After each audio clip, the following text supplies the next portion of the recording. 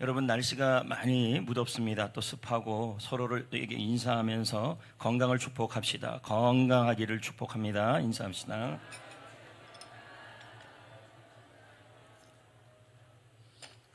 얼마 전에 항동혁 감독님이라고요. 이분은 넷플릭스 드라마 중에서 오징어 게임을 감독 만든 분이시죠. 근데 이분이 왜 우리나라가 최근에 이 영화 드라마가 나오면서 그 작품들이 주로 그 좋지 않은 절망에 대한 작품들이 많이 나와요. 그리고 그 작품들을 통해서 인기를 참 많이 끕니다. 그래서 보니까 이분의 기사에 보니까 스위트 홈이 넷플릭스 드라마예요. 근데 그거 봤다 큰일 납니다. 왜냐면 공포물이고, 그리고 서로 죽자 뭐 이런 거예요. 뭐 DP가 뭐 그런 거 있어요. 그러면서 이분이 한 말이 이런 말이 나와요. 왜 한국 사회에 이런 절망적인 작품들이 자꾸 나오느냐? 제가 읽어보겠습니다. 최근 한국에는 절망이 가득한 사회를 다룬 작품들이 많이 나온다. 그 이유는 지금의 한국 사회는 디스토피아이기 때문이다. 여러분, 이 디스토피아라는 말은 유토피아가 섞여져 있는 단어예요. 이 말은 소망과 희망을 기대하고 살았는데 현실은 뭐냐면 지옥이란 얘기죠. 그리고 현실은 절망이란 얘기예요. 그래서 디스토피아 같은 거죠.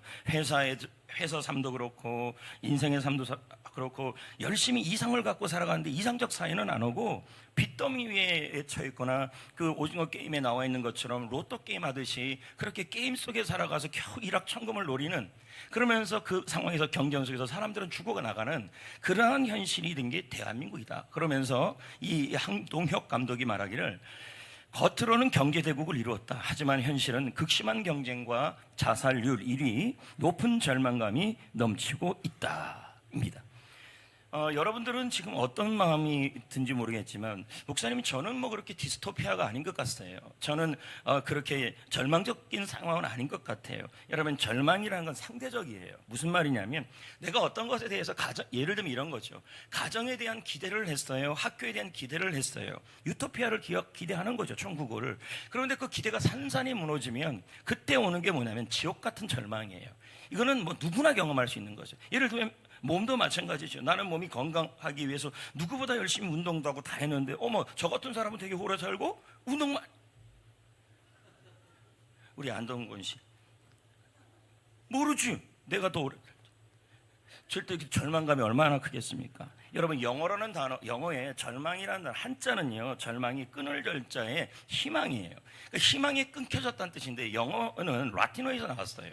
디스페어라는 뜻인데 그 뜻은 풀어제끼면, 라틴어의 뜻을 제끼면요, 이 앞에 D라는 뜻은 아래로 또는 멀어졌다, 떨어졌다, 이런 뜻입니다. 옆에 있는 이 희망이라는 단어가 두 개 합쳐졌는데, 그래서 절망을 제가 이렇게 고민하면서 어떻게 하면 성도들이 조금 더 이해가 잘 될까 하면서 생각한 게 워드플레이어예요. 워드플레이란 말은 단어를 갖고 장난을 하는 거죠. 장난이다. 단어를 갖고 좀 더 이해하기 쉽게 설명하는 거죠. 예를 들면 제가 예전에 이런 말 한 적이 있잖아요. 절박하면 대박 난다. 뭐 이런 말 있잖아요. 기억 안 납니까? 남다른 인생을 살면 남다르게 노력을 하면 남다른 인생을 산다. 이게 워드플레이어예요. 근데 여기서 제가 이제 워드 플레이를 좀 하나 만들고 싶었어요. 절망에 대해서. 절망은 세 가지 짐을 지고 있다. 근데 그 짐을 지고 벗겨내지 못하면 절망은 지옥으로 떨어진다, 지옥이 된다 라는 건데요. 그러면서 제가 그림으로 만들어낸 게 뭐냐면, 절망이라는 것은 점층법이에요. 점점 세지는 거죠. 소망이 멀어져 가고, 소망이 무너져 가고, 소망이 끊어져 간다. 그래서 삼짐이라는 뜻입니다. 생각을 해보십시오. 여러분, 가정이든 학교든 사역이든 셀이든 그리고 회사든 사업이든 일상이든 건강이든 각자의 소망이 다 있어요. 그리고 각자의 기대가 있어요. 결혼 생활에 대한 기대, 학교 생활에 대한 기대. 근데 그 기대가 다 상대적인데 그 기대를 갖고 살아가다가 그 기대가 점점 멀어져 가네요. 그리고 그 기대가 무너져 가네요. 그 기대가 끊어져 가네요. 그러면 뭐가 될까요? 그 절망이 그렇게 무너지고 가는 그 일이 일어나면 이제는 뭐가 되냐면 가정이 짐이 돼버리고요, 학교 생활이 짐이 돼버리고요, 사역이 짐이 돼버리고, 셀이 짐이 돼버리고, 사업이 짐이 돼버리고, 회사 생활이 짐이 돼버리고, 일상과 인생이 짐이 되는 거예요. 그래서 절망은 삼짐이에요. 근데 그 짐을 해결하지 못하고 벗어내지 못하면 뭐가 되냐면 이제 실제로 내 인생에 무거운 짐이 생기게 되고, 그 짐이 더 강력해지면 내가 있는 장소가 단테가 말한 것처럼 지옥같이 돼버려요. 자, 여러분, 그래서 오늘은 제 말씀 제목이 절망 속에서, 주제가 희망 찾기인데요, 제목을 제가 조금 바꿔놨어요. 한 번 더 일어서는 사람이 진정한 승리자이다. 이제 설교를 들어보면 왜 이 말을 했는지를 알게 될 겁니다. 그러면 오늘 말씀을 통해서 어떻게 하면 이 절망이라는 이 세 가지 짐을 벗어나서 우리 인생이 지옥 같은 삶이 아니라, 어떤 분은 가정이 지옥이에요, 학교가 지옥이에요, 교회 오는 게 지옥이에요, 직장 생활이 지옥이에요. 여러분, 그 자리가 천국으로 바뀌어야 할 줄 믿습니다. 아멘. 그럼 여러분, 오늘 말씀해 보면 이 절망에 대한 얘기가 나오는데, 성경의 인물 중에서도요, 내 영혼아 내가 어찌하여 낙심하느냐 절망하느냐, 이런 말씀이 나와요. 사람들은 늘 절망하는데 대부분의 이 절망의 이유가 이 네 가지 중에서 하나입니다. 생계 문제, 일의 좌절, 사랑 관계, 영적 문제, 이 모든 거에 대해서 우리는 뭘 하고 있냐면 소망을 가져요. 결혼생활 시작할 때 여러분 다 기대와 소망을 가졌어요. 학교를 갈 때, 취직을 할 때, 그리고 여러분 성중학교 와서 사역을 시작할 때, 신앙생활을 할 때, 셀 사역을 시작할 때, 나의 건강에 대해서, 일상에 대해서 다 우리는 기대를 가지고 살아요. 그 기대가 무너지는 이유를 봤더니 대부분 생계 문제, 일이 뜻대로 되지 않거나 사랑관계 문제. 여러분, 사르트르가 그런 말을 하지 않습니까? 그의 연극을 썼는데, 그 연극에서요, 사람이나 타인이 다 지옥이래요. 이 말은 사람 관계에서, 아들로는 또 이런 말을 해요. 사람 관계에서 모두 인생의 문제들이 생긴다는 거예요. 지옥 같은 일들이 생긴다는 거예요. 그러니 사람 관계도 누구랑, 예를 들면 제가 윤경원 장로님이랑 홍정일 장로님이랑 만남을 시작했어요. 그때 우리 소망을 가지고 기대를 가져요. 근데 가다 보면 그 소망이 끊어지고 무너지면 우리는 뭐예요? 사람 관계가 뭐가 돼버리는 거예요? 짐이 돼버리는 거예요. 그리고 만나면 또 지옥이 되는 거죠. 이 인간관계가 이럴 수가 있다는 거예요. 그 다음은 또 영적인 문제도 마찬가지입니다. 우리가 기도를 해요. 기도하면서 이런 마음을 먹어요. 이번에는 기도가 응답될 것이다, 기대. 그리고 하나님의 도우심이 있을 거다, 기대. 근데 그 기대가 없어져요, 사라져요, 끊어져요, 무거워져요. 그럼 뭐가 됩니까? 영적인 삶에 대해서도 뭘 느끼기 시작하냐면 짐이 돼버리는 거죠. 그래서 기도 시간이 힘들어지고 어려워지는 겁니다. 그 결과 세 가지가 나타나는데, 정신적, 영적인 고통, 관계의 어려움, 미래에 대한 두려움, 이게 지나치면 뭐가 되냐면, 지나치면 뭐예요? 극단적 선택까지 하는 거죠. 그래서 이탈리아의 유명한 시인, 아까도 말했던 시인 단테는 말하기를 지옥은 다른 데 있는 게 아니라는 거죠. 절망이 있고 고통이 있으면 그것이 지옥이라는 거예요. 그다음에 여기까지 한번 정리를 해봅시다. 오늘 이 자리에 여러분, 회사 생활을 시작하면서 기대 없이 시작한 사람이 어디 있겠습니까? 그리고 교회 생활을 시작하면서, 가정 생활을 시작하면서, 자녀에 대하여, 그리고 사업에 대하여, 그리고 셀과 일상과 건강에 대하여 우리는 모두 기대를 갖고 살았어요. 지금도 살았고 살아왔어요. 근데 어느 순간 자녀를 바라볼 때 점점 그 희망이 멀어져 가요. 기대가 멀어져 가요. 기대가 무너져 가요. 기대가 끊어져 가요. 이때 우리는 뭐냐면, 자녀와의 관계와 자녀를 바라볼 때 뭘 느끼냐면 무거운 짐을 느껴요. 그리고 자녀와 함께 생활하는 이 삶 자체가 마치 꼭 지옥 같은 삶을 살아가는 것 같아요. 직장 생활은 어떻습니까? 직장 생활을 하면서 기대감을 가지고 시작을 했어요. 직장 생활에 와서 열심히 기대를 했는데 어느 순간 그 기대가 점점 뭐예요? 사라져 가요. 무너져 가요. 끊어져 가요. 그러면서 일만에 갖고 있는 그 기대도 사라지면 이제는 뭐예요? 직장은 다니지만 직장에 가는 것이 지옥 같은 삶으로 무거운 짐을 하나 어깨에 짊어지고 가는 것과 똑같아요. 그러니까 직장 생활이 너무 즐겁지가 않아요. 해야 돼요. 왜요? 애 키워야 되니까 직장 가야 되고, 어떻든 은행 빚을 갚아야 되니까 직장 생활을 하긴 해야 돼요. 그런데 뭐요? 기대감이나 소망 없이 가니까 직장 생활에 가 있지만 직장의 삶 자체가 뭐가 되냐면 지옥같이 돼버리고, 거기가 마치 나에게 무거운 짐이 몇 개 위에 딱 올려 앉아서 앞에서 컴퓨터 작업을 하고 앞에서 사람들과 식사를 하지만 뭐예요? 모든 것이 점점 내가 기대했던 거하고 점점 사라졌는데, 내가 잘 선택한 게 맞나? 이 사업장 선택한 게 잘 맞나? 하면서 자꾸만 뭐 하냐면 절망 속에 살아갈 수밖에 없게 된다는 얘기예요. 여러분, 그러나 여러분, 하나님은 지금이라도 여러분의 가정이든 학교이든 사역이든 회사든 건강이든 일상이든 사업이든 셀이든 그 장소가 지옥이 아니고, 할렐루야, 소망이 넘치는 천국이 되기를 원하십니다. 그것을 오늘 이 말씀의 해결책을 제시하고 있어요. 15절을 13절을 읽어봅시다. 자, 절망이라는 건 더 이상 자녀에 대한 기대가 사라진 거예요. 회사에 대한 기대가 점점 사라지지는 않았지만 무너져 가기도 해요. 또 가정에 대해서도 건강에 대해서도 무너지는 정도가 아니라 이제는 점점 기대가 멀어지려고 하는 거예요. 이게 다 절망이에요. 이게 시작되면 이미 무거운 짐을 내 어깨에 메고 있는 거예요. 근데 하나님이 이러기를 원치 아니하신다는 얘기예요. 아멘. 절망의 짐을 벗어버리고 있는 것이 소망이 넘치기를 원하시는 거예요. 그 내용이 오늘 13절의 내용이에요. 읽어봅시다. 시작. 소망의 하나님이 모든 기쁨과 평강을 믿음 안에서 너희에게 충만하게 하사. 이렇게 나왔어요. 여러분, 너무 귀한 말씀이고 감사한 말씀인데요, 이걸 소망의 관점에서 본다면 해석이 조금 약해요. 그래서 쉬운 성경 번역본이 굉장히 많이 나와 있어요. 뭐 한글 번역본, 한자 번역본, 영어 번역본, 근데 그 번역본 중에서 쉬운 성경의 번역이 가장 여기 문맥과 맞아요. 읽어볼까요? 시작. 하나님은 소망을 주시는 분이시다. 여러분들이 하나님을 신뢰할 때 소망의 하나님이 소망으로 여러분을 채우시다. 아멘. 훨씬 쉽잖아요. 하나님은 여러분에게 여러분에게 사업을 하든 건강을 잇든 직장 생활을 하든 학교 생활을 하든 교회 생활을 하든 셀 생활을 하든 여러분에게 지금 절망이 들어와서 기대가 사라져가고 무너져가고 떠나져가는 상황에서도 우리 하나님은 여러분에게 소망을 주시는 분이시다. 언제 그 소망을 주신다는 거예요? 쉬운 성경에 보니까 하나님을 신뢰할 때 하나님은 여러분의 마음에 소망으로 채우신다, 이 뜻이에요. 근데 문제는 이게 너무 어려워요, 말이. 여러분, 제가 한번 질문해 봅시다. 저도 말씀을 준비할 때 이게 뭔 말이야 이랬어요. 하나님을 신뢰하면 하나님이 소망을 주신대요. 어떻게 신뢰해요, 그러면요? 이게 제가 그런 의문을 갖는다면 여러분들도 분명히 이런 의문을 가질 거란 말이에요. 그래서 제가 고민하면서 기도했죠. 하나님, 이게 도대체 무슨 말입니까? 설교라는 건 여러분에게 성경적 지식을 알려주는 게 아니라 삶을 살아가야 될 힘을 알려주고 방법을 알려줘야 되는 거 아니겠습니까? 그래서 하나님께 기도하며 묵상하면서 하나님을 신뢰할 때 하나님이 소망을 주신다 그랬는데, 그럼 신뢰하는 게 뭔가? 그러면서 방법을 찾은 게 뭐냐면, 그러면 소망이라는 이 엘피스라는 단어를 좀 원어에서 좀 찾아봐야겠다 했더니 또 너무 많아요.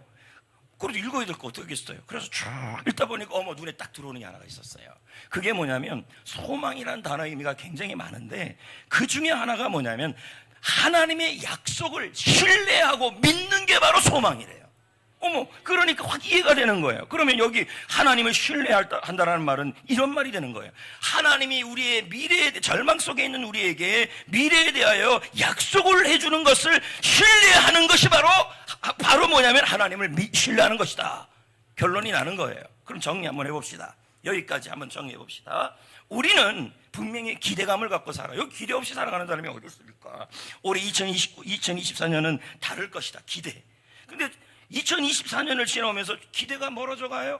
기대가 멀어져 가요. 기대가 무너져 가요. 기대가 무너지는 정도가 아니라 끊어져 버렸어요. 그럼 뭐예요? 우린 절망스러워요. 절망스러우니까 하루하루 걸어가는데, 옷은 가벼운 옷을 입고 있는데도 걸어다니고 살아가는 건 무거운 짐을 지고 살아가요. 그래서 내가 기대를 가졌던 곳에서 절망이 시작되면 그곳에서 우리는 뭘 느끼냐면, 나는 지금 지옥에 있는 것 같은 것들을 느껴요. 그런데 하나님이 우리가 이렇게 있기를 원치 아니하신다는 거예요. 하나님은 우리에게 소망을 주시는 분이시고, 그 소망을 언제 주시냐 했더니 하나님을 신뢰할 때 우리 마음의 소망을 채워주신대요. 그러면 소망을 채워주시는데 하나님을 신뢰하는 게 뭐냐 했더니 하나님의 약속을 믿으라는 거예요. 그러면 또 질문이 생기는 거죠. 성경 66권이 다 하나님의 약속인데 무엇을 잡아야 되는가? 그렇다면 이 성경 구절 중에서 절망 속에 있는 사람들에게 미래와 기대를 갖게 하시는 말씀을 찾으면 된다는 거예요. 그게 예레미야 29장 11절이에요. 자, 왜냐하면 이 상황이 딱 그런 상황이에요. 지금 현재가 절망이지만 너희들의 미래는, 너의 나라에 대한 기대, 인생에 대한 기대 전부 사라져서 지금 절망이냐? 걱정하지 마라. 그래도 너희들의 미래에 대해서 내가 이런 약속을 갖고 있다. 이 얘기를 하고 있는 거예요. 읽어봅시다. 시작. 여호와의 말씀이니라. 너희를 향한 나의 생각을 내가 아나니 평안이요 재앙이 아니니라. 너희에게 미래와 희망을 주는 것이니. 여러분, 말씀이 굉장히 좋은 말씀이에요. 근데 문제는 뭔 말인지 모르겠다는 게 문제예요. 말씀을 읽었어요. 어머, 말씀 너무 좋다. 아마 이런 뜻일 것. 여러분 다 짐작으로 이해를 해요. 미래가 희망이 있는가 보다. 이렇게 이해를 한다는 거예요. 그러면 이 말씀의 정확한 의도를 파악할 수가 없는 거죠. 그래서 설교자인 저희 입장에서는 이 말씀의 의미를 좀 더 파악을 해야겠다. 그래서 번역본들 다 찾아보고 이것저것 다 찾아봤는데 도저히 이 말씀을 정확하게 해석한 구절을 이야기가 제 입장에서는 너무 어렵겠더라고요. 성도들 입장에서. 그래서 한 권을 찾아냈어요. 그게 바로 유진 피터슨이 쓴 메시지 성경이에요. 메시지 성경을 보니까요, 확실하게 이해가 되겠어요. 첫째는 이 메시지 성경은 영어로 되어 있고 한국 번역본으로 나와 있어요. 근데 여러분, 한글 번역본을 참고하되 꼭 필요한 단어는 영어로 봐야 돼요. 왜냐하면 이해가 더 잘 되는 단어들이 나와요. 너무 해석을 잘 해놨어요. 이 유진 피터슨이요. 한번 읽어볼까요? 시작. 나는 내가 무엇을 해야 하는지를 잘 알고 있다. 우리를 향해서, 절망 속에 빠져있는 우리를 향해서 가정에 대한 절망, 건강에 대한 절망, 인생에 대한 절망, 그리고 회사나 사업이나 미래에 대한 그 절망에 빠져있는 우리에게 뭘 해야 좋을지를 주님은 알고 있다는 얘기예요. 그 다음 단어는 보세요. 나는 너를 포기하지 않고. 어벤던이에요. 이 포기하지 않다는 말은 절대로 버리지 않겠다는 뜻이에요. 자, 기대가 사라졌잖아요. 예를 들면 회사에 기대가 있었는데 회사에 대한 기대가 사라지고 기대가 무너지고 기대가 끊어졌어요. 그렇다는데도 먹고 살기 위해서 어떻든 회사를 돌려가요. 근데 이런 우리에게 말하기를, 그래도 나는 너의 그 회사에 대해 하는 일들을 포기하지 않겠다. 그 다음 단어가 뭐냐면 돌볼 계획과, 이렇게 나왔어요. 그랬더니 여기 돌볼 계획을 봤더니 plans to take care of you, 이렇게 돼 있어요. 이 뜻이 뭐냐면 지속적으로 필요가 공급하고 필요를 제공하고 책임질 계획을 내가 너에게 갖고 있다, 이 뜻이에요. 무슨 절망을 얘기했어요. 이게요, 하나님이 우리를 향한 계획이래요. 그 다음이 더 뭐냐면요, 희망찬 미래를 제공할 계획을 가지고 있대요. 근데 뭐라 그러냐면 그 다음 단어가 더 놀라워요. 모든 것을 준비하고 있다. 다 준비가 끝났다는 뜻이에요. 우리를 향한. 영어로 어떻게 되는지 아십니까? I have it all planned out. 여기서 중요한 것은요, 플랜이 아니에요, out이에요. 이 out이라는 단어가 왜 중요하냐면 이건 철저히란 뜻이에요. 깨끗하게 맞췄다는 뜻이에요. 걱정하지 말래요. 그럼 플랜 아웃은 뭡니까? 내가 너희들이 지금 현재 가정이든 육신이든 교회 사역이든 셀 사역이든 그리고 자녀든 그리고 모든 절망적인 상황에서 더 이상 기대가 끊어지고 멀어지는 상황에서 지옥 같은 삶을 살고 있다 할지라도 걱정하지 마라. 나는 너희를 포기하지 아니할 것이고 지속적으로 필요를 채우고 책임질 돌볼 계획을 갖고 있고, 그리고 너희들을 위해서 세세하게 철저하게 그리고 모든 상황을 다 고려해서 준비하고 있다, 이런 얘기예요. 뜻이 다르죠. 확실히 달라요, 여러분. 이게 약속이에요. 저는 여기서 이 약속에서 하나님의 마음을 봤어요. 그래서 저는 여기 있는 메시지 성경에 나와 있는 이 부분을 가지고 뭐를 만들어냈냐면 하나님의 마음, 하나님의 삼심이 있다는 뜻. 하나님의 약속에는 하나님의 마음이 세 가지가 들어있다는 얘기예요. 삼심. 오늘 노래 되게 많이 했어요. 이거 말 만들라고. 여러분은 어떤지 모르겠지만 저는 이 설교 한 편을 위해서 여기 영상 준비하고 하는데 시간적 계산하면 한 100시간은 하는 것 같아요. 한 편 때문에. 실력이 없으면 열심히라도 해야죠. 아멘 하지 마요. 진짜 그렇게 해요, 설교 준비를.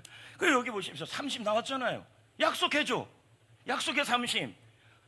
끝은 심이지만 정론적은 하나님의 마음으로 봤다는 얘기죠. 하나님은 여러분의 지금 절망 속에 있는 여러분에게 세 가지 마음의 약속을 갖고 있다는 얘기예요.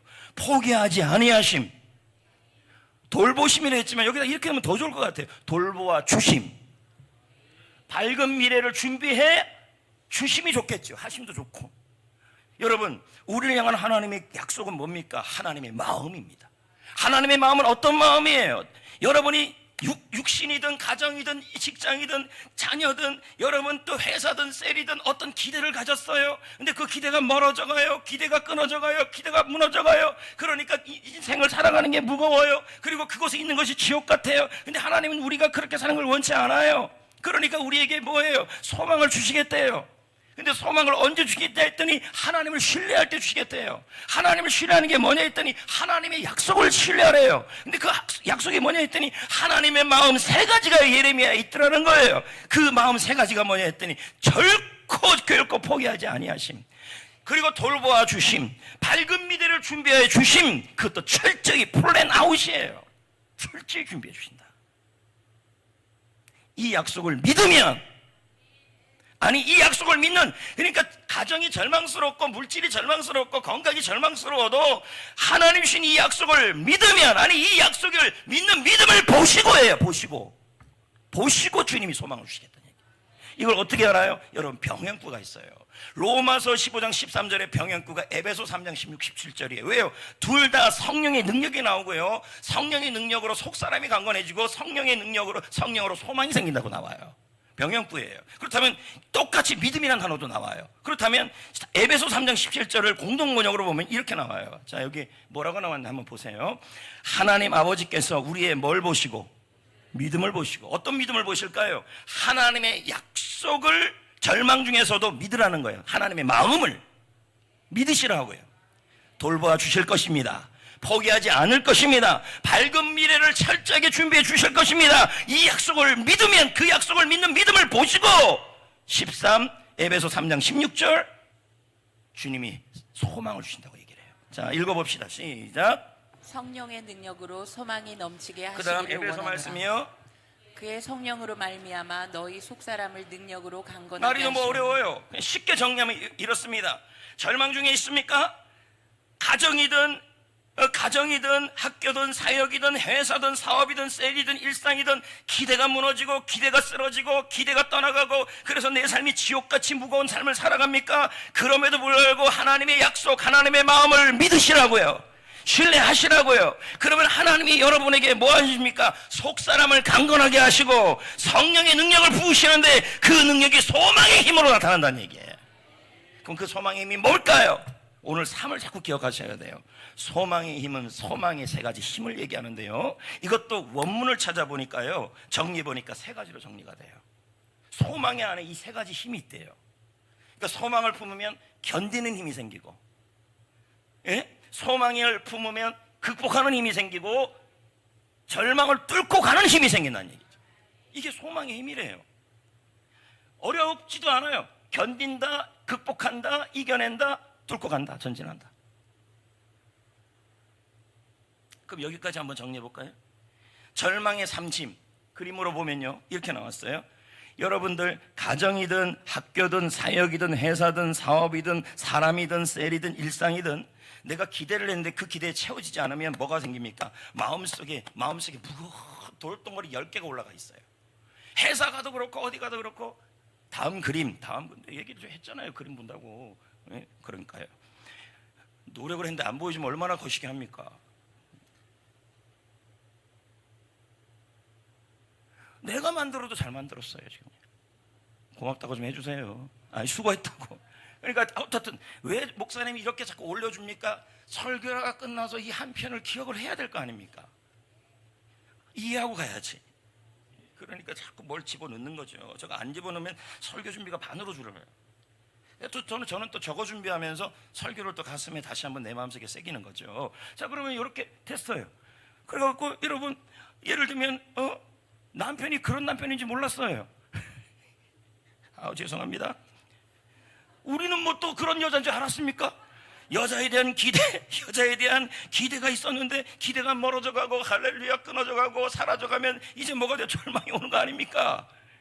그러면 그 남자랑 그 남편이랑 있는 게 뭐 같습니까? 차라리 계란밥을 먹지. 이렇게, 죄송합니다. 너무 세게 나갔네. 반려견이라 뭐지, 뭐 이런 식으로 나가는 거 아닙니까? 그럴 때 우리는 절망하고 되고 있는 것이 꼭 지옥 같은 거예요. 그러나 주님은 그걸 원치 않아요. 뭐 하기를 원하십니까? 하나님의 약속, 하나님의 마음을 세 가지를 뭐 해야 돼요? 신뢰하시고 믿으셔야 돼요. 그래도요. 아멘. 그래서 포기하지 않으심, 돌보심, 밝은 미래를 준비하심을 믿으면, 여러분 그 믿음을 보시고 주님은 성령의 능력, 소망의 능력을 우리 마음에 부어주시는 거예요. 이게 세 가지가 생긴다는 거죠. 여러분, 빅터 블랭클이라는 사람이 있는데요, 이분은요 삶의 소망의 힘으로 삶에서 절망적인 상황에서 소망에서 이겨내는 그러한 삶을 살아갔던 사람이에요. 근데 이 사람 자체는 뭐라 그러냐면, 자기가 독일의 아우슈비츠 포로 수용소에서 여러 사람들을 보는데, 어떤 사람은 절망의 상황, 소망이 끊어지고 소망이 끊어지고 소망이 멀어져가고 소망이 뭐라고요? 소망이 멀어져가고 소망이 무너져가고 소망이 끊어져가는 그런 상황에서도요, 어떤 사람은 여러분 살아나고 어떤 사람은 그 아우슈비츠 포로 수용소라는 장소에서 지옥으로 살아가는 사람이 있고, 똑같은 환경은 지옥 같은 상황인데도 여러분 천국같이 살아가는 사람이 있더라는 거예요. 그건 너무 이상해서 봤더니 그 이유를 알겠더라는 거예요. 그게 의미 치료 요법이라는 거예요. 로고 테라피. 로고라는 말은 이런 의미예요. 삶에 어떤 의미가 이런 일이 일어나더라도 그 삶을 어떻게 생각하고 어떻게 의미를 찾느냐에 따라서 내가 있는 장소가 뭐가 되냐면 소망의 장소가 될 수 있고 죽음의 장소가 될 수 있다는 얘기예요. 그래서 이 빅터 프랭클은 말하기를 이렇게 말했어요. 삶의 의미를 찾는 사람은 모든 상황을 견딜 수 있다.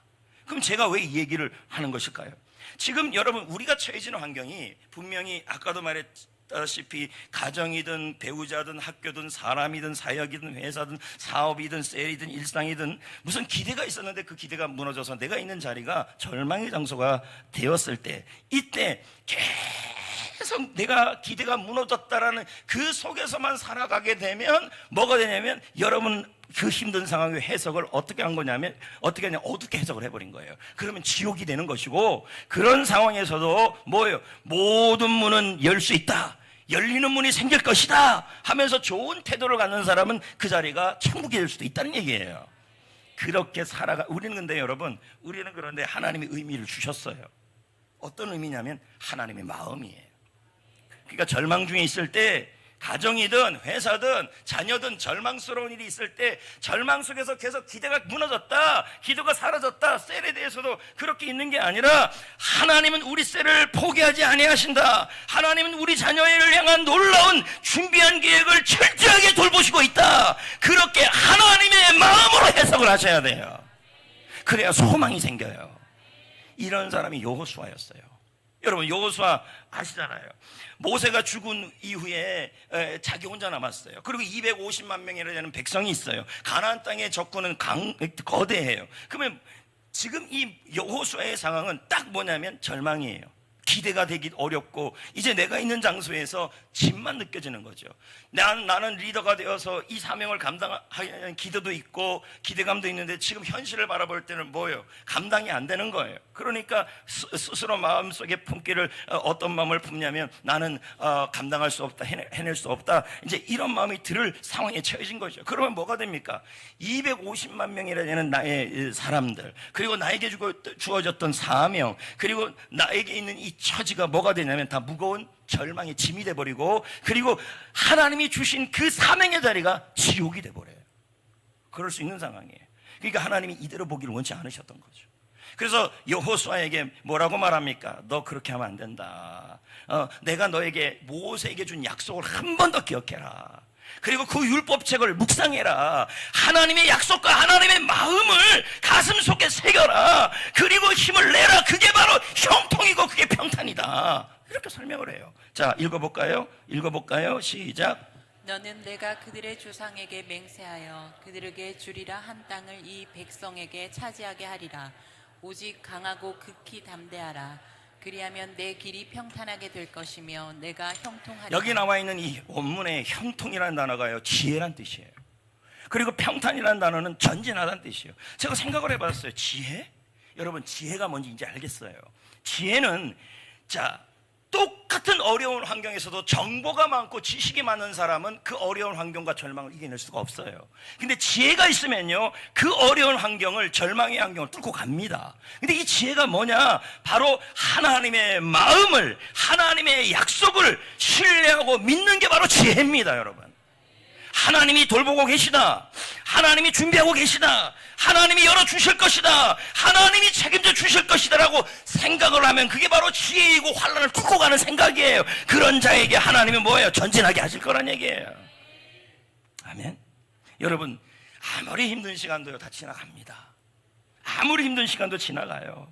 넘어지는 것이 실패가 아니고 넘어진 자리에서 멈추고 일어나지 못하고 절망 속에 지옥같이 살아가는 게 바로 뭐냐면 실패입니다.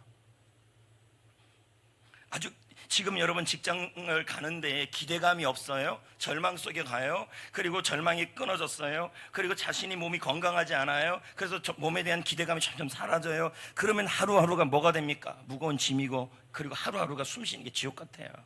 주님은 내가 하루를 살아도, 한 번을 숨을 쉬어도 여러분 소망을 갖고 천국까지 살기를 바라시는 거죠. 넘어져도 한 번 더 일어나셔야 되는 거예요. 소망의 힘으로요. 아멘.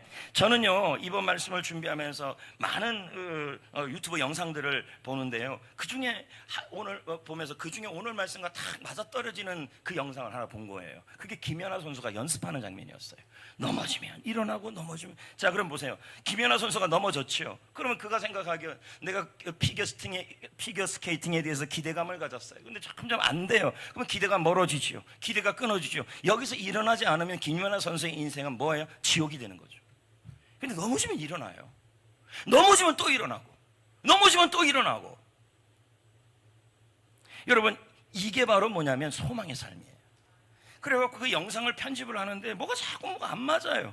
그 영상만 한 2-3시간 잡은 것 같아요. 근데 이 영상을 보시면서 제가 이제 제 유튜브 방에 올렸는데 별로 보지도 않고, 그래서 내가 생각을 했어요. 여러분에 대한 소망을 버려야 되나? 농담이에요. 절망과 지금 소망 속에 왔다 갔다 해요. 어떻든 보여주겠습니다. 한번 보세요.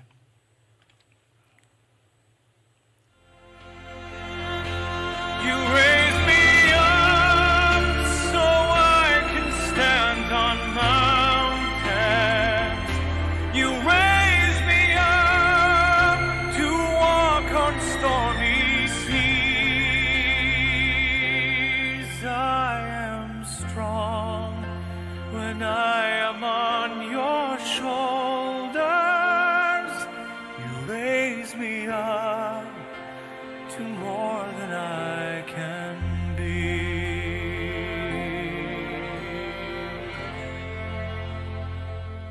You raise me up so I can stand on mountains. You raise me up to walk on stormy seas. I am strong when I am on your shoulders. Raise me up to more than I can be.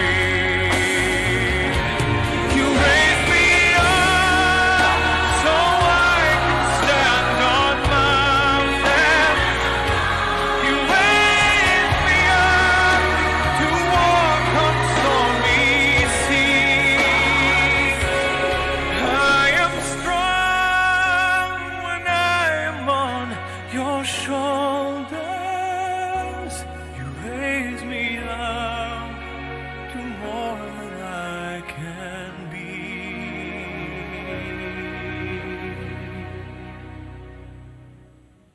You raise me up. 네. 왜 제가 이 영상을 준비했을까요? 그냥 제가 설교만 해도 되지만, 근데 여러분 좀 더 가슴에 좀 남았으면 좋겠다는 거죠. 오늘 조금 전에 우리가 찬송가를 불렀어요. 너 시험을 당해. 사실 이게 레마 찬양이었어요. 원래 이렇게 부르려고 그랬어요. 너 절망을 다해 죄 짓지 말고, 너 소망을 다해 곧 물리치라. 너 절망을 이겨 새 힘이 얻고, 주 예수를 믿어 늘 승리하라. 잘 이기는 자는 상 받으리니, 너 절망치 말고 늘 전진하라. 내 구세주 예수 힘 주시리니, 주 예수를 믿어 늘 승리하라. 우리 구주의 힘과 그의 위로를 빌라. 주님 내 편에 서서 항상 도우시리. 하려고 해다가 뺐어요. 근데 했어요 지금요. 아니 너무 좋더라고 가사가. 내가 바꿔놨지만요. 예? 여러분 잘 보셨을 거예요. 소망을 근데 여러분 소망을 가졌다고 해서 하나님의 마음을 제가 믿습니다. 그러면 분명히 하나님이 우리에게 소망의 힘을 주셔요. 근데 소망의 힘을 내가 품었다고 해서 가만히 있으면 안 돼요. 그 소망의 힘으로 용기를 내서 한 번 더 일어나야 돼요. 그래야 역사가 일어나요. 이게 어디서 나오냐면 여호수아 1장 3절에 나와요. 자, 거의 다 왔죠? 한번 볼까요? 시작. 내가 모세에게 말한 바와 같이 너희 발바닥으로 밟는 곳은 모두 내가 너에게 자, 모세에게 약속했죠. 약속했다고 주는 건 아니에요. 하나님의 마음이 우리를 향한 미래에 대한 마음이 있다 그래서 그게 이루어지는 게 아니에요. 너희 발바닥으로 밟는 것을 주겠다 이런 말이에요. 이 발바닥으로 밟는다는 용어는 뭐냐면 전쟁 용어예요. 정복 용어예요. 맞짱뜨라는 거예요. 절망과 약속을 붙들고 소망의 행동을 보이라는 거예요. 한 번이라도 보이라는 거예요. 한 번만 더 견뎌봐라. 한 번만 더 일어나 봐라. 한 번만 더 나아가라. 그 한 번이 모여서 10번이 되고 10번이 100번이 되는 거예요. 얼마 전에 이제 지난 목요일 날인가 목사님 한 분이랑 저랑 그리고 이제 의원님들하고 뭐 떨어진 사람도 있고 해가지고 이제 모여서 식사를 저녁 8시에 웬만하면 안 가려고 그랬는데 웬만하면 가야 돼가지고 웬만해서 갔어요. 비도 많이 오는데. 근데 이제 앉았는데 한 의원이 저한테 목사님 차 갖고 왔어요 그러더라고요. 이거 뭐 술 먹으려고 그러나 속으로 이제 이러고 있었죠. 그러더니 뭘 시켜요. 그래서 나는 술 안 먹는다 그랬어요. 여기 있는 목사님도. 그런데 여러분 하이트볼을 시키더라고요. 근데 내가 물었어요. 그거 음료수냐? 아니래요. 그래갖고 우리는 목사님들은 술 드시는 거 아니냐? 우리를 어떻게 본 거예요 도대체? 우리는 술 안 합니다. 그래서 콜라를 이쪽 시키고 저도 딱 시켰어요. 이거 사실 이 설교 오늘 이거 요는 빼도 될 내용이에요. 근데 좀 웃기려고 지금 넣은 거예요. 그래갖고 이렇게 했는데 자꾸만 여러분 이상한 행동을 하는 거예요. 난 행동도 보지 못한 행동들이에요. 자꾸만 짠을 하는 거예요.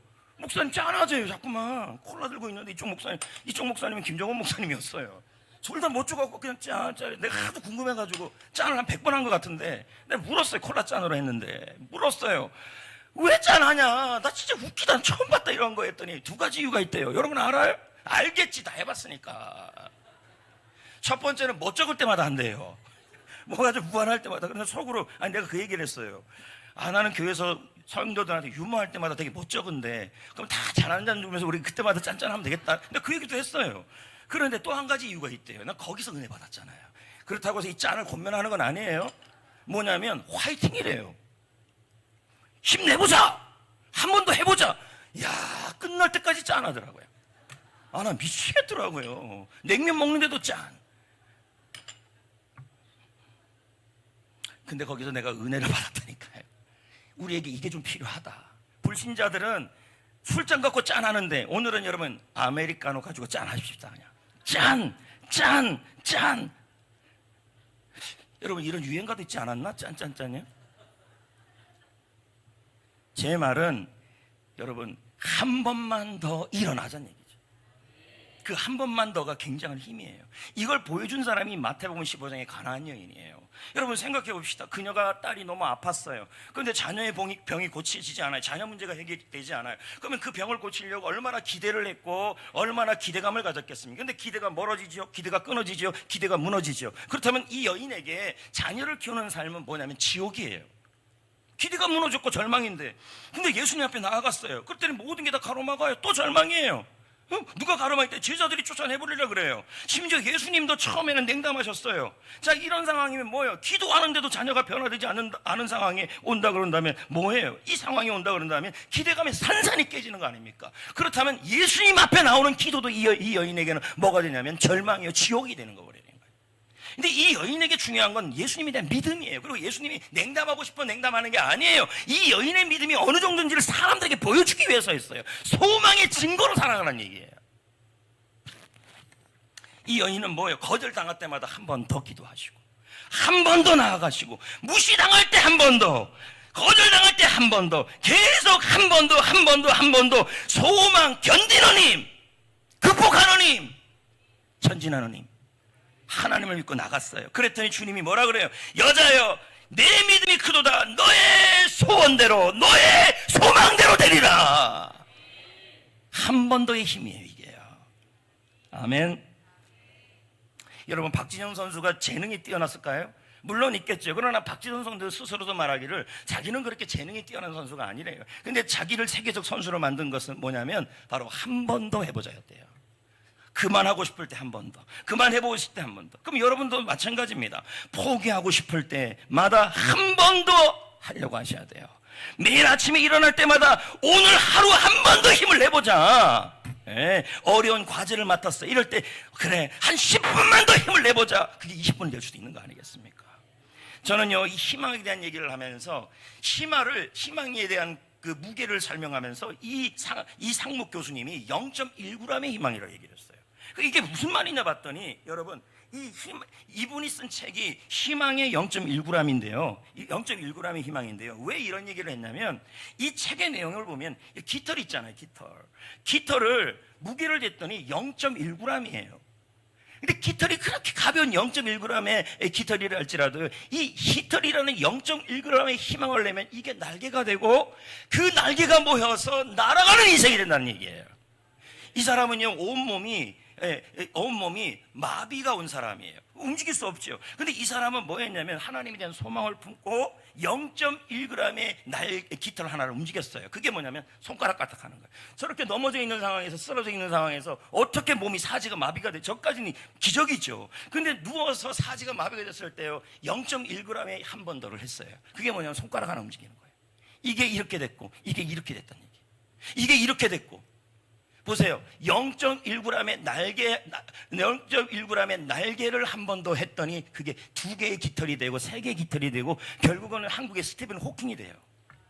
과학자로서.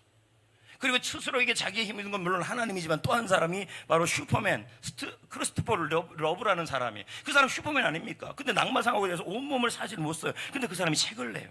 소망을 얘기하면서 절망, 기대가 다 사라져. 슈퍼맨 같은 삶을 살아갔던 사람이 절망 속에 살아갈 수밖에 없는 지옥 같은 삶 속에도 그 사람은 뭐 하냐면 0.1g의 희망을 품어요. 한 번 더 움직인다는 얘기죠. 이 영상을 보여주면 시간이 조금 가는데 1분밖에 안 되는데요. 그럼 준비를 편집을 했는데 봐야죠. 교수님은 미국 MIT의 우주홀 해양연구소하고 한국해양연구원에서 연구원 생활을 하셨고요. 예. 그리고 2003년부터 서울대학교 지구환경과학부에서 교수로 일을 하고 계시죠. 네. 2006년에 불의의 이제 교통사고로 목 아래가 마비되셨지만 6개월 만에 강단에 복귀를 하셔서 예. 한국의 스티븐 호킹, 한국의 크리스토퍼 리브 이런 별명을 얻으셨는데요. 잘 알려진 것처럼 스티븐 호킹은 루게릭병으로 전신이 마비된 천재 물리학자고요. 네. 크리스토퍼 리브는 우리가 아는 그 슈퍼맨의 네. 그 주연 배우입니까? 네. 네. 어떤 인연으로 크리스토퍼 리브 얘기를 들으셨는지 그건 조금 설명을 해주시면 좋겠어요. 제가 맨 처음에 사고를 당했을 때 가족들은 이게 어떤 사고인지 몰랐습니다. 정말 이게 척추 손상이라는 게 뭔지 네. 몰랐어요. 그런데 제 여동생이 크리스토퍼 리브가 저와 비슷한 그 척추 손상이거든요. 그때 낙마 사고가 그렇죠. 있었죠. 말에서 떨어진. 네. 예. 그 사람이 쓴 자서전 2권을 사서 줬어요. 그래서 네. 저희 집사람이 오면서 비행기 안에서 그거를 읽고 네. 이런 사고구나 라는 걸 알게 됐대요. 그래서 저는 제가 사고 난 다음에 너무나 고맙더라고 그분이 그 책을 쓴 게. 네. 그래서 사실은 제가 이제 그 이후에 나도 네. 나의 경험을 책으로 써야겠다 해서 했었습니다. 네. 그래서 그게 0.1g의 희망인가 하는 예. 책이 그래서 나왔군요. 예요. 네. 그리고 이제 또 되게 웃긴 게 왜 제목이 0.1g의 희망이냐? 그건 이제 제가 일부러 안 정해서 편집자가 정해왔어요. 네. 저도 왜 제목이 0.1g의 네. 희망인지 몰라요. 네. 네. 근데 이제 제가 책을 쓴 다음에 최재천 교수님 아시죠? 유명하신 동물학자. 자연 생태 예. 환경 하시는 분. 예, 그분이 조선일보에다 제 책에 대한 서평을 쓰셨어요. 네. 그러면서 서평에 이런 말을 쓰셨어요. 이제 제 책을 읽고 이제 감동을 받으시고 그날 주말에 학교를 나오시는데 까치가 날아가더래요. 네. 까치가 날아가면서 깃털이 떨어져 있는데 그거를 주워서 이제 연구실에 돌아와서 재보니까 0.1g이라는 거예요. 이래서 0.1g의 희망이 없구나. 자, 이제 말씀을 마무리 지려고 합니다. 길게 말씀을 전했어요. 그러나 요지는 간단해요. 여러분, 절망의 삼짐이 있어요, 우리 안에. 가정이든 인생이든 학교든 그리고 사역이든 사람이든 회사든 사업이든 셀이든 일상이든 질병이든 뭔가 그거에 대한 우리가 기대감을 갖고 살아가요. 근데 그 기대감이 무너져가고 멀어져가고 끊어져갈 때 우리는 그 순간에 이 절망의 짐을 너무 심하게 느껴요. 그래서 가정에 가도 학교에 가도 회사에 가도 교회를 와도 일상을 살아가도 마치 이게 꼭 지옥에 있는 것 같은 삶을 살아갈 때가 많아요. 근데 하나님은 그걸 원치 아니하신다는 얘기예요. 하나님은 오늘도 여러분에게 하나님의 마음 세 가지를 전해주고 싶어 하시는 거예요. 그런 절망적 상황에서도 여러분을 포기하지 아니하심, 돌보아 주심, 밝은 미래를 철저하게 준비해 주시고 있습니다. 이 사실을 믿으시면 소망의 삼힘이 생길 겁니다. 그리고 힘만 생기면 안 되고 그 소망의 삼힘으로 한 번 더 일어나야 돼요. 그게 바로 희망이 0.1g의 깃털이에요. 한 번 더 여러분 외치시고, 그럼 오늘 목회서신서에 보면 적용이 나와 있어요. 힘든 순간마다 한 번만을 더 외쳐보자. 이 한 번만 더라는 이게 바로 뭐냐면 소망의 힘으로 일어나는 거예요. 한 번 더 외쳐서 일어나보고 한 번 더 일어나보자. 그리고 가능하면 한 번 더 움직여보고, 그리고 카톡 부사에 한 번만 더라는 그 글자를 좀 넣어보자. 내 건 내가 만들었어요. 여러분은 여러분이 만들어 안 줄 거예요. 고생했기 때문에 나만 써야지. 알았어요. 마음 조금만 바꿔볼게요. 여러분, 또 뭐냐면 소망이 필요한 사람이 우리 주위에 많아요. 그래서 오늘 뭐예요? 감사 미션이 소망 폭격기 데이예요. 보이는 사람마다 소망을 폭격하자는 얘기죠. 네. 뭐라고요? 일어나보자. 지금이 끝이 아니다. 그렇게 오늘 하루 보내보자는 거예요. 근데 일주일 동안에 이 감사 미션이 매일마다 뭐냐면 이 소망에 관련된 미션들이 계속 나가요. 그러니까 그 감사 미션만 잘하면 이번 주 설교를 실천하게 되는 거예요. 그리고 마지막 여러분 뭐가 나와 있냐면요, 소망의 순간을 사진으로 찍어보자 이렇게 나왔어요. 자기든 이웃이든 동물이든 개든 동료든 식물이든. 그러면서 여러분이 이제 내일 그게 그거예요. 나의 소망의 순간. 내일 장로님 이제 시계 보니까 나도 빨리 끝내야 될 것 같은데, 사실 설교 되게 많이 드러냈어요. 장로님 이거 한 2시간 해야 될 건데 나도 고생 많이 했어요. 나의 싸움은 드러내는 싸움이에요. 내일 게 뭐냐면 소망의 파파라치. 왜요? 나 혼자 놀라요? 소망의 셀프 파파라치예요. 자기 자신이 소망을 느끼는 순간을 찍으라는 얘기죠. 하여튼 먹는 것만 찍기만 해봐요. 그리고 다음 날은 가족의 파파라치, 뭐 이런 식으로 만들어놨어요. 그래서 그 사진들을 교회에다 보내주면 좀 이렇게 상영을 하든지 사진전을 좀 해볼까 하고, 정말 사진을 딱 봤는데 이야 소망이 들 것 같은 감동을 주는 사진들은 상을 줄까 합니다. 뭔지 모르겠는데 하여튼 줄까 합니다. 여기 이번 주 해야 될 내용입니다. 성도 여러분, 정리합시다. 이제 일어납시다. 한 번만 더 눈 깜빡, 한 번만 더 움직이면서 한 번만 더 힘을 내봅시다. 소망의 힘을. 그 자리가 천국으로 바뀔 겁니다. 레마 찬양 보이시죠? 이번 주 레마 찬양 이제 일어섭니다. 있죠? 있잖아요. 눈물 닦아주리라. 거기 한번 불러봅시다. 너의 눈물 닦아주리라. 거기 한번 불러봅시다. 이제 일어섭니다. 이제 일어섭니다. 주만 바라봅니다. 주만 바라봅니다. 주님 손을 붙잡습니다. 주님 손을 붙잡습니다. 새 먹고 달려갑니다. 새 먹고 달려가. 너무 행복합니다. 너무 감사합니다. 너무 행복합니다. 감사합니다.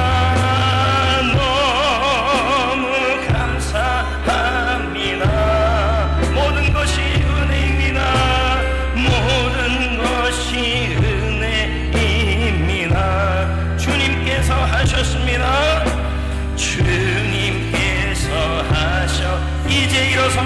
부분만 한 번 더요. 이제 일어섭니다. 주만 바라봅니다. 주만 바라봅니다. 주님 손을 붙잡습니다. 손을 붙잡습니다.